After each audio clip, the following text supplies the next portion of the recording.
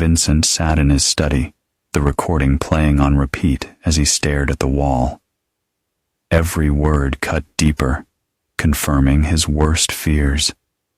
The life he had built, the trust he had given, and all the late nights he endured were unraveling before his eyes. The laughter that once filled his home now echoed as a mocking reminder of his naivety. He clenched his fists, his mind racing. How had he missed the signs? 8 years of marriage, countless conversations, and dozens of family gatherings. Yet Crystal and Roger had managed to play him for a fool. Worse, they weren't alone in this scheme.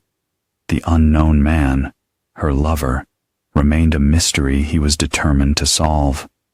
Vincent listened again as Crystal spoke, her tone icy and resolute. "He has no idea," she repeated. "By next week, everything he loved will be mine."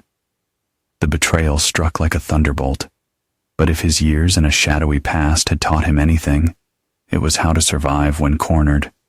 He wouldn't go down without a fight. There was still time to act, to salvage what remained of his dignity, and perhaps exact a measure of justice. The days ahead would test every ounce of Vincent's cunning and resilience. For now, all he could do was plan and wait. They had no idea who they were really dealing with. Crystal and Roger saw him as a sheep to be slaughtered, but they were about to learn that some wolves are very good at wearing sheep's clothing. The annual review at Pinnacle Logistics was scheduled for 2 p.m. on a Wednesday. Vincent arrived at Roger's corner office wearing his usual pressed khakis and button-down shirt, the picture of corporate mediocrity. Roger sat behind his mahogany desk, barely looking up from his computer as Vincent entered. "Close the door, Vincent," Roger said, his tone already different from their usual interactions. Gone was the false warmth of family gatherings, replaced by cold professionalism. Vincent complied, then took the chair across from Roger's desk. He'd been preparing for this moment, but playing the part of the unsuspecting victim required careful calibration. "How's Crystal?" Roger asked, a smirk playing at the corners of his mouth. "She's well. Looking forward to our anniversary next month," Vincent replied, studying Roger's reaction. Roger's smirk widened. "About that, Vincent. I'll cut to the chase. We're terminating your employment. Budget cuts." The words hung in the air like a sentence handed down in court. Vincent let his face register shock, confusion, then hurt. "Budget cuts? But Roger, the company's doing better than ever. The quarterly reports. The decision's been made." Roger leaned back in his chair, clearly enjoying himself.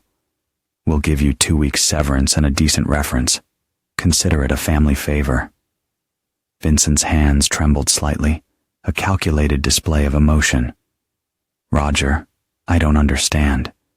8 years I've worked here. 8 years of loyalty to you and this company." "Loyalty?" Roger laughed. "Vincent, you're a middling employee at best. We need people with vision, with drive, not someone content to coast through life."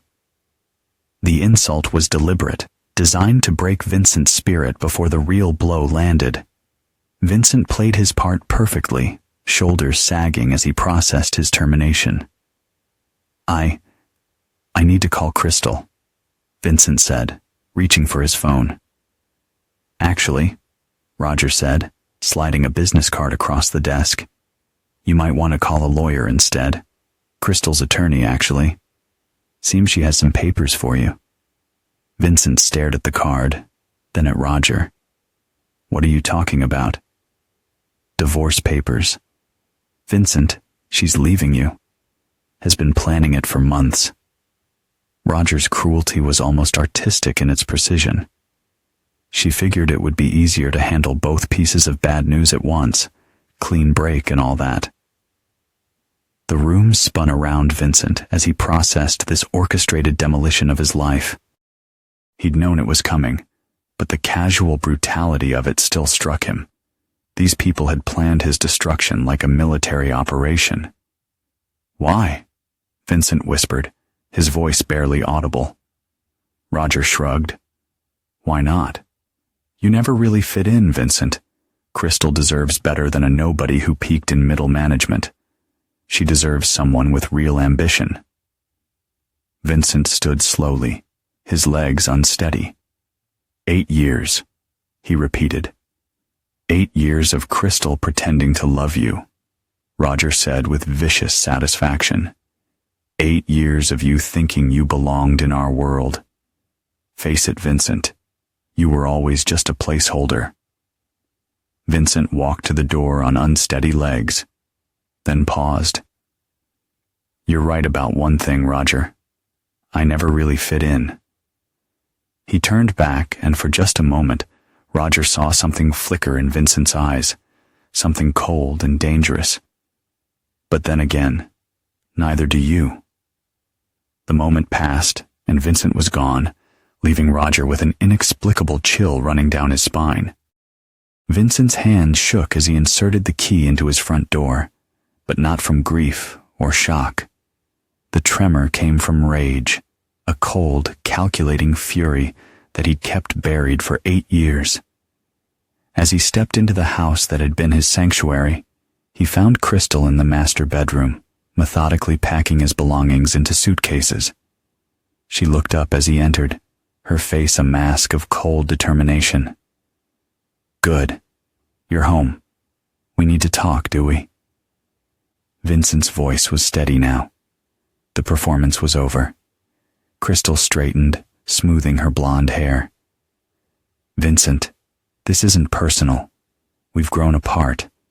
I need someone who can match my ambitions. Someone who understands what I want from life. And what you want is someone who isn't me." "Exactly." She handed him a manila envelope. "The divorce papers. My lawyer recommends you get your own attorney, but honestly, this is pretty straightforward. I'm keeping the house. And my lawyer says I'm entitled to half of everything else." Vincent opened the envelope, scanning the documents. The demands were breathtaking in their audacity. Not just half of his assets, but spousal support, the house, even his retirement accounts. "This is everything, Crystal. This would leave me with nothing." "You'll figure it out. You always do." She gestured to the suitcases. "I've packed your things. There's a motel on Route 9 that rents by the week. It'll give you time to find something more suitable." The word suitable hung in the air like a slap. Vincent set the papers on the dresser and looked at his wife. Really looked at her, the woman he'd loved, provided for, protected. The woman who was discarding him like yesterday's newspaper. "There's someone else," he said. It wasn't a question. Crystal's mask slipped for just a moment, revealing a flash of guilt. "That's not relevant to our situation, isn't it? 8 years of marriage, and you're throwing it away for someone else. I think that's pretty relevant. Don't make this harder than it needs to be, Vincent." Crystal's voice took on a warning tone. "Sign the papers, take your things, and let's end this civilly." Vincent picked up one of the suitcases, testing its weight. "You know what's funny, Crystal? You and Roger think you know me. You think I'm some pathetic middle-aged loser who will just roll over and accept this, don't you?" The cruelty in her voice was breathtaking. Vincent smiled then, an expression that didn't reach his eyes. "We'll see." As he loaded his belongings into his car, Vincent's mind was already working. Crystal and Roger had made their first mistake. They'd underestimated him. Their second mistake was assuming he'd built his comfortable life through legitimate means. The truth was far more complex and far more dangerous. Vincent Hartley hadn't always been Vincent Hartley.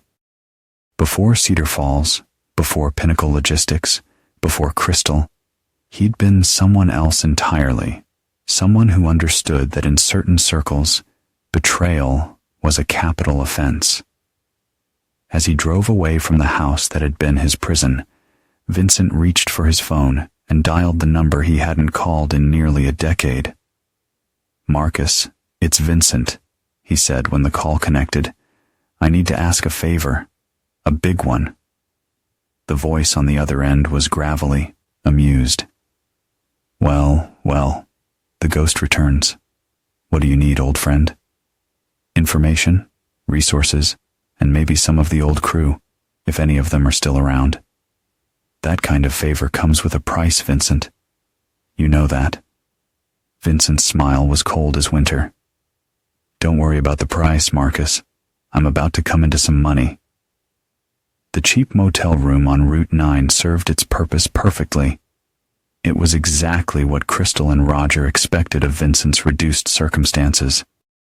While they believed he was wallowing in self-pity, Vincent was actually orchestrating the most complex operation of his career.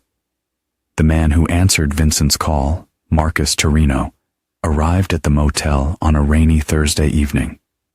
He was older now, grayer, but his eyes still held the sharp intelligence that had made him one of the most feared information brokers on the East Coast. Vincent had worked with him extensively in his previous life, before he decided to disappear into suburban anonymity. "You look soft, Vincent," Marcus said, settling into the room's single chair. "Domestic life treating you well?" "It was until recently." Vincent poured 2 glasses of whiskey from a bottle he'd bought specifically for this meeting. "Tell me what you found." Marcus pulled out a tablet and swiped through several screens. "Your wife's lover is an interesting choice. Trevor Kellerman, 38, works in commercial real estate. Divorced 2 years ago, pays alimony to his ex-wife, and child support for twin daughters. He's been seeing Crystal for about 6 months." "How did they meet?" "Kellerman was representing a client interested in some property your brother-in-law was selling. They met at a business launch. Crystal was there playing hostess. According to my sources, the affair started that same week." Vincent absorbed this information, his expression unchanged. "What else?" "Kellerman's got financial problems." Marcus paused, looking Vincent squarely in the eye. The divorce cleaned him out, and his real estate deals haven't been as lucrative as he'd hoped. He's behind on his alimony payments, and his business partner is threatening to dissolve their firm. "So he's desperate," Vincent said. "Very, which makes him perfect for your wife's plan. She gets a lover who's completely dependent on her, and he gets access to your assets through the divorce settlement." Vincent nodded. The pieces were falling into place. "What about Roger?" Marcus's expression darkened. "That's where it gets interesting. Your brother-in-law has been embezzling from his own company for the past 2 years. Small amounts at first, but it's escalated. He's moved nearly $300,000 into offshore accounts." "He's stealing from himself?" "Not exactly. Pinnacle Logistics has several silent partners, investors who wanted a piece of the transportation industry without the headache of day-to-day operations. Roger's been skimming from their dividends and covering it up with creative accounting." Vincent smiled coldly. "How long before they notice?" "My guess, the next quarterly audit, which is scheduled for next month, unless someone tips them off sooner." "And Crystal, she knows about the embezzlement, doesn't she?" "Has to. She's been helping him move the money. They're planning to pin it on you. If anyone starts asking questions, your access to the financial systems, your recent performance issues, your bitter divorce, it all adds up to a perfect scapegoat." Vincent set down his glass, his mind already working through the implications. "They're not just destroying my life, they're framing me for their crimes. It's actually brilliant in a twisted way. You disappear into poverty and disgrace. They disappear with the money. Clean slate for everyone. Except you.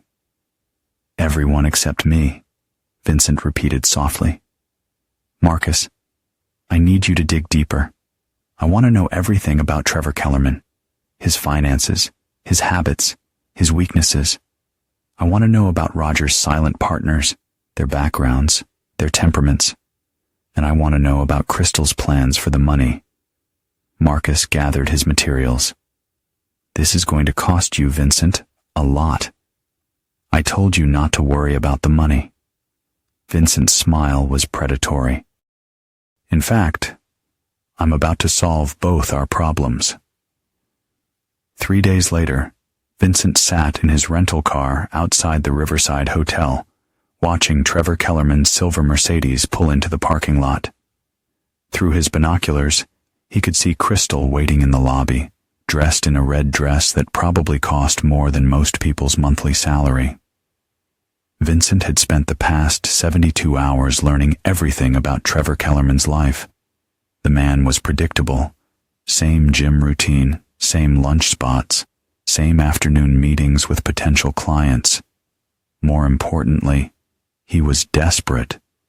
His ex-wife was threatening to take him back to court for missed alimony payments, and his business partner was pressuring him to bring in more clients or dissolve their partnership. As Vincent watched Kellerman greet Crystal, he put the finishing touches on a plan that would upend everything they thought they had orchestrated. That desperation was about to become Vincent's greatest weapon. Vincent made a phone call. Mrs. Kellerman, this is Vincent Hartley. I believe your ex-husband has been telling you some stories about his improved financial situation. The woman's voice was sharp, bitter. Who is this? Someone who has information about Trevor's creative accounting practices. I think you and I should meet. An hour later, Vincent was sitting across from Diana Kellerman in a downtown coffee shop. She was an attractive woman in her early 30s with tired eyes and the brittle composure of someone who'd been disappointed too many times. Trevor stopped paying alimony 3 months ago, she said, stirring her coffee with agitated motions. Says his business is struggling, but he just bought a new car and took his girlfriend to Paris. His girlfriend is my wife, Vincent said quietly. Diana looked up sharply. Your wife? Soon to be ex-wife. They're planning to divorce me and take half of everything I own. Your ex-husband seems to think it's going to solve all his financial problems. That snake, Diana muttered. He leaves me to raise our daughters alone. Claims he can't afford child support, and then runs off with a married woman. Vincent slid a manila folder across the table. These are copies of Trevor's financial records, bank statements, credit card receipts, travel expenses. I think you'll find them very interesting. Diana opened the folder, her eyes widening as she scanned the documents. He told the court he was barely making ends meet. This shows he spent $4,000 on jewelry last month alone. Jewelry for my wife, I assume. Vincent's voice was matter-of-fact. Diana, I'm going to destroy Trevor Kellerman. I'm going to take everything he has and leave him with nothing. But I need your help. What do you want me to do? File for contempt of court? Show these records to your lawyer. Make Trevor's life difficult through the legal system while I work on him from another angle. Diana closed the folder, her decision made. What else? Vincent smiled. There's more. Trevor's business partner, Gary Morrison, doesn't know about the affair. He thinks Trevor's been distracted by personal problems, but he doesn't know the specifics. I think Gary deserves to know the truth about his partner's priorities. You want me to tell him? I want you to show him these financial records. Let him draw his own conclusions about Trevor's commitment to their business. Diana's smile was sharp as a blade. Consider it done. As Vincent drove back to his motel, he felt the familiar satisfaction of a plan falling into place. Crystal and Trevor thought they were playing chess, but Vincent was playing a much more complex game. They were about to learn that he hadn't spent 8 years in suburban obscurity because he was weak or simple. He'd been hiding because he was dangerous. The next morning, Vincent received a text from Diana. "Gary wants to meet with you. He's very interested in your information about Trevor's business practices." Vincent smiled. The trap was set, and the prey was walking right into it. Gary Morrison was a man betrayed. Vincent could see it in his eyes as they sat in the back booth of a dimly lit restaurant downtown, the kind of place where business deals were made and secrets were traded. 20 years, Gary said, his voice thick with emotion. 20 years I've been partners with Trevor, built this business from nothing, and he's been lying to me for months. Vincent sipped his coffee, studying the older man. Gary was in his 50s, successful, but not exceptionally wealthy. The kind of person who'd worked hard for everything he had. Learning that his partner had been funneling money into an affair while claiming the business was struggling had shattered his trust completely. The travel expenses alone, Gary continued, rifling through the documents Vincent had provided. $10,000 in the past 3 months. Paris, New York, weekend trips to ski resorts, and I'm working 16-hour days trying to keep us afloat. It gets worse, Vincent said quietly. Trevor's been using company resources to impress my wife. The Mercedes he's driving, leased through your business, the expensive dinners, the jewelry, even the hotel rooms. It's all coming out of your partnership. Gary's face paled. That son of a... I trusted him. There's something else you should know. Vincent leaned forward, his voice dropping to barely above a whisper. Trevor and my wife aren't just having an affair. They're planning to take me for everything in the divorce. And Trevor's counting on that money to save his financial situation. He's been promising Crystal that he'll be able to support her lifestyle once my assets are liquidated. He's using your divorce to solve his business problems. Exactly. And if that plan fails, what do you think happens to your partnership? Trevor's already financially desperate.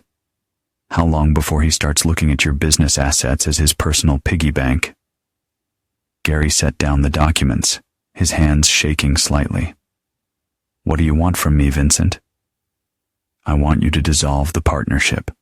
Force Trevor to buy out your share of the business or sell your half to someone else. Either way, cut him off from the resources he's been using to finance his affair. That would destroy him financially. Yes, it would. Vincent's smile was cold. But that's just the beginning. Gary studied Vincent carefully. You're not just some hurt husband looking for revenge, are you? There's something else going on here. Vincent nodded slowly. There is. And if you help me, I'll make sure you're compensated for your trouble. More than compensated. What kind of compensation are we talking about? Vincent slid a business card across the table. Call this number. Ask for Marcus Torino. Tell him Vincent sent you, and that you're interested in investing in some upcoming real estate opportunities. Gary looked at the card suspiciously, the wheels in his mind already turning as he weighed his options. What kind of opportunities? Gary asked. The kind that become available when certain people lose everything they own, Vincent replied. He stood up, leaving a $50 bill on the table. Gary, in about 2 weeks, Trevor Kellerman is going to be completely destroyed, professionally, financially, personally. When that happens, there are going to be some very attractive properties and business opportunities up for grabs. You can either be part of that, or you can go down with him. As Vincent walked away, he could feel Gary's eyes following him. The man was smart enough to recognize an opportunity when he saw one, and desperate enough to take it. Vincent's phone buzzed with a text from Marcus. The silent partners want to meet. They're very interested in your information about Roger's creative accounting. Vincent smiled. The dominoes were starting to fall, and Crystal and her conspirators had no idea what was coming. The meeting took place in a private dining room at the Continental Club, the kind of establishment where Cedar Falls elite conducted their most delicate business. Vincent arrived 15 minutes early, studying the three men who would soon hold Roger Dweet's fate in their hands. William Prescott was old money, third-generation wealth built on manufacturing and real estate. His family had been investing in transportation companies for decades, viewing them as steady, reliable income sources. Harold Vance was newer money, a tech entrepreneur who diversified into traditional industries. The third man, Anthony Delacroix, was the most dangerous, a businessman with connections that extended into very gray areas of commerce. Vincent had done his homework on all three. They were not men who tolerated theft from their investments. "Mr. Hartley," Prescott said as Vincent took his seat, "Marcus tells us you have some concerning information about our investment in Pinnacle Logistics." "I do." Vincent placed a thick folder on the table. "Roger Dwight has been systematically embezzling from your dividends for the past 2 years. The total amount is approximately $320,000. The temperature in the room seemed to drop 10 degrees. Vance leaned forward, his expression deadly serious. "That's a very serious accusation. It's also completely documented." Vincent opened the folder, revealing bank statements, transfer records, and coded accounting entries. Roger created a complex system of false invoices and inflated expenses to cover the theft. He's been moving the money through offshore accounts, preparing to disappear with it. Delacroix spoke for the first time, his voice soft but menacing. "How did you come by this information?" "Roger is my brother-in-law. Was my brother-in-law. I worked for him until recently, and I had access to the financial systems. When I discovered what he was doing, I started documenting everything." "Why bring this to us?" Prescott asked. "Why not go to the authorities?" Vincent smiled coldly, letting the tension in the room settle as he carefully chose his next words. "Because the authorities would take months to investigate, during which time Roger could disappear with your money. I thought you might prefer a more immediate resolution." The three men exchanged glances. Vincent could see the calculation in their eyes, the cost of legal action versus the cost of other solutions. "What do you propose?" Delacroix asked. "Roger has been planning to frame me for his embezzlement," Vincent explained. "He fired me. My wife is divorcing me, and they've positioned me as the perfect scapegoat. I propose we turn the tables on him." "How?" Vincent pulled out another set of documents. "Roger has been working with his sister, my wife, to hide the stolen money. They plan to use my divorce settlement to legitimize some of the funds, then disappear together. But there's a problem with their plan, which is they don't know who I really am." Vincent's smile was predatory. "Gentlemen, before I became Vincent Hartley, suburban nobody, I was someone else entirely. Someone with skills that would be very useful in recovering your money." Vance leaned back in his chair. "What kind of skills?" "The kind that convinced Marcus Torino to provide me with detailed financial records of your investment. The kind that allowed me to trace Roger's money through 3 different offshore banks.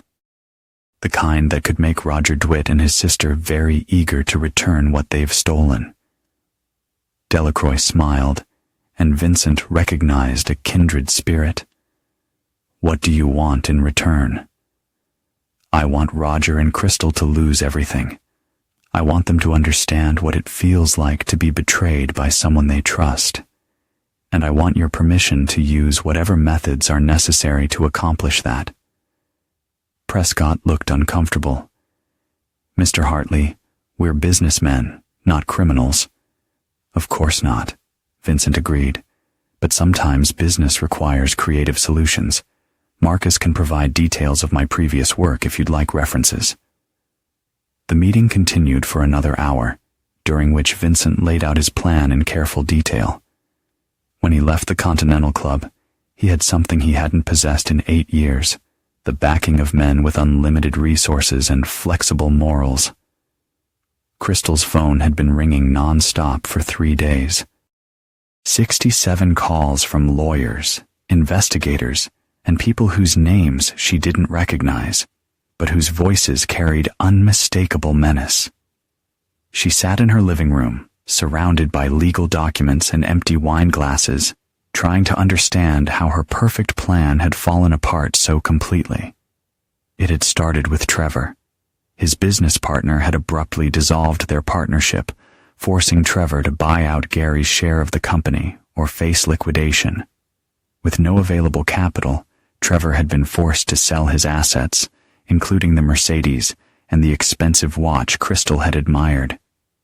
His ex-wife had also filed contempt charges, demanding immediate payment of back alimony plus penalties.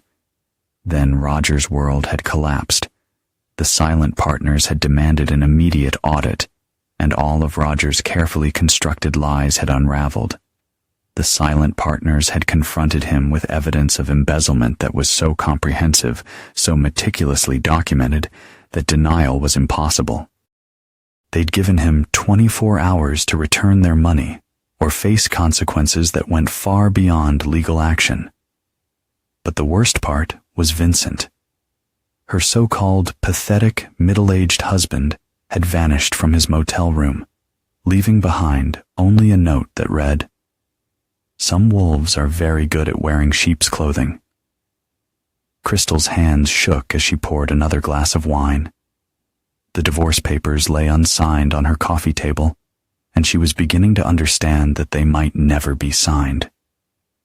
Her lawyer had stopped returning her calls after receiving some kind of information package that had made him recommend she find new representation immediately. The doorbell rang, and Crystal jumped. She'd been expecting this moment for days, but she still wasn't prepared when she opened the door to find Vincent standing on her porch. He looked different. Gone was the rumpled, defeated man who'd left with his suitcases. This Vincent was dressed in an expensive suit. His hair was perfectly styled, his eyes cold and calculating. Most unsettling of all, he was smiling. "Hello, Crystal. We need to talk." She stepped back, letting him enter. "Vincent, I don't know what you think you're doing, but I'm collecting what's mine." Vincent walked into the living room, examining the expensive furnishings with new eyes. "This house, for instance. Did you know it's actually titled in my name? You wanted to put it in both our names when we bought it, but I insisted on keeping it in my name for tax purposes. Remember?" Crystal's blood ran cold. "The divorce settlement won't be happening." Vincent sat down in his favorite chair, completely at ease. "You see, Crystal, you can't divorce someone who doesn't exist. And Vincent Hartley, middle-aged nobody, is about to disappear forever." "What are you talking about?" Vincent's smile widened. "My real name is Vincent Marinette. I'm the son of Anthony Marinette, who ran one of the most successful import businesses on the East Coast until his death in 1998. I inherited his business, his connections, and his rather flexible approach to problem solving." Crystal sank onto the couch, her legs suddenly weak. "You're lying." "Am I?" "Tell me, Crystal, how do you think I acquired the resources to maintain this lifestyle on a manager's salary? How do you think I could afford this house, your car, your jewelry, your shopping trips?" "You said you had investments," she whispered. "I do. Very lucrative ones. The kind that requires special licenses and insurance policies." Vincent leaned forward, his voice dropping to barely above a whisper. "The kind that sometimes require making people disappear."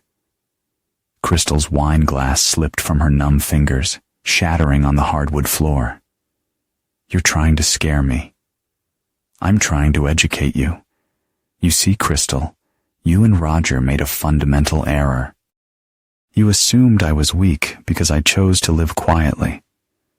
He let the silence draw out, the weight of his words pressing in, before he continued. "You mistook restraint for inability." Vincent stood up, straightening his jacket. But some situations require a more direct approach. The front door opened and Roger stumbled in, his face pale and his clothes disheveled. "Crystal, we need to leave now. The partners, they're not just investors. They're—" He stopped when he saw Vincent, his face going white. "Hello, Roger. I was just explaining to Crystal how you've both made some very poor choices." Roger's voice was barely a whisper. "Who are you?" "I'm the man whose life you tried to destroy. I'm also the man who's going to ensure you understand the consequences of betrayal." Vincent looked at his watch. "You have 30 minutes to pack one bag each. Then you're going to walk away from this house, this life, and each other forever." "You can't make us," Crystal started. "Can't I?" Vincent's smile was arctic. "Crystal, your brother embezzled more than $300,000 from some very dangerous people. They want their money back, and they want someone to pay for the inconvenience. I've convinced them that you and Roger are the responsible parties. But, you know, we don't have that kind of money." "I know. That's what makes this so tragic." Vincent walked to the window, looking out at the neighborhood he'd called home for 8 years. The partners have agreed to accept alternative forms of compensation. Roger's business, this house, your jewelry, your car. It should cover most of what you owe.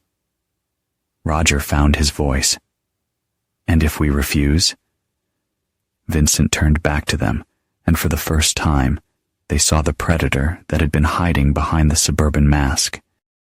"Then you'll discover why my father's business was so successful, and why his enemies had a tendency to disappear permanently." 6 months later, Vincent sat in the study of his restored home, reading a newspaper article about the mysterious disappearance of Roger and Crystal Dweet.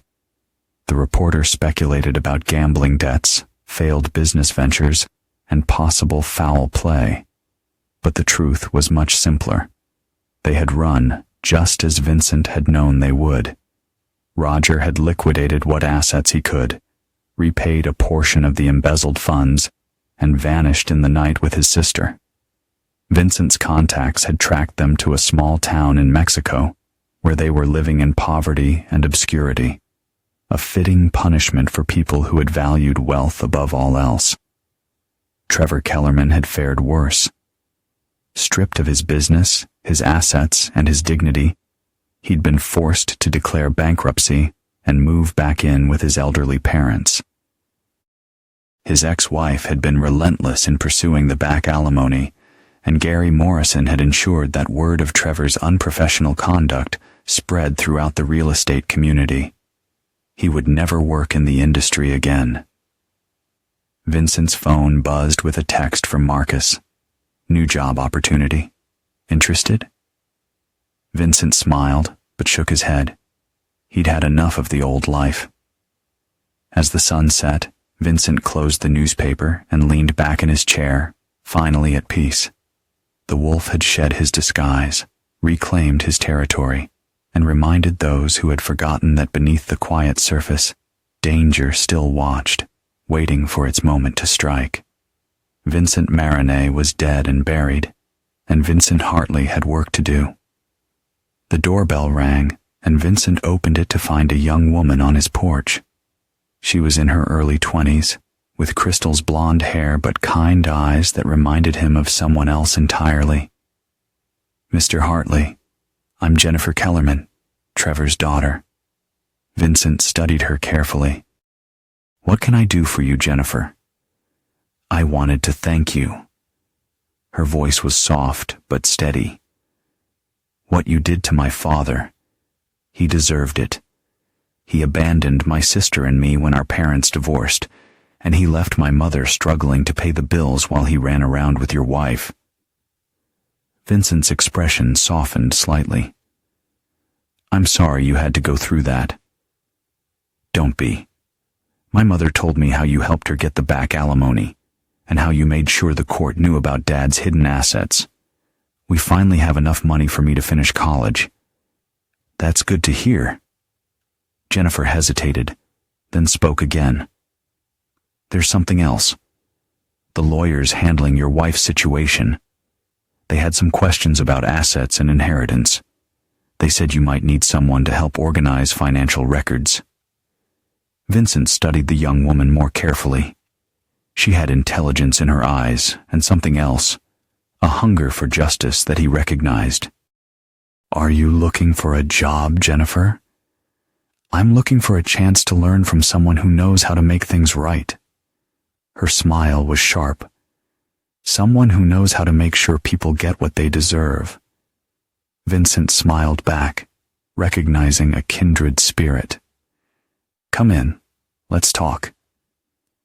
As he closed the door behind her, Vincent reflected on the lessons of the past year. Crystal and Roger had taught him that even the most carefully constructed life could be destroyed by betrayal. But they had also taught him something else, that sometimes the only way to achieve justice was to embrace the darkness that civilized society preferred to ignore. He had spent 8 years trying to be someone else, someone softer and more forgiving. But some betrayals demanded a response that went beyond forgiveness. Some people needed to learn that actions had consequences, and that some wolves never forgot the taste of blood. Vincent Hartley had returned to Cedar Falls, but he was no longer the man who had left. He was something more dangerous, a predator who had learned patience, a hunter who understood the value of appearing harmless until the moment came to strike. The neighborhood children still played in his yard, and his neighbors still waved when they saw him working in his garden. But now, Vincent knew the truth about himself and about the world he lived in. Some sheep were really wolves, and some wolves were very, very good at waiting for the right moment to reveal their true nature. In the end, Crystal and Roger had been right about one thing. Vincent had never really fit into their world of casual cruelty and calculated betrayal. He had always been something else entirely. He was the wolf in sheep's clothing, and now he no longer needed to hide. He belonged to a much darker world, one where justice was swift and final, and where some debts could only be paid in fear and regret. But that was a lesson for another day, and for other enemies who had yet to reveal themselves. For now, Vincent was content to tend his garden and plan for the future, secure in the knowledge that he had balanced the scales of justice in his own favor. Some wolves, after all, were very good at wearing sheep's clothing, and some sheep had learned to never trust a wolf again. Vincent watched the sunset from his porch, the peace he had fought for finally settling around him. In the quiet of the evening, he knew that while the world believed he was just another face in the crowd, the truth was far more dangerous and far more satisfying.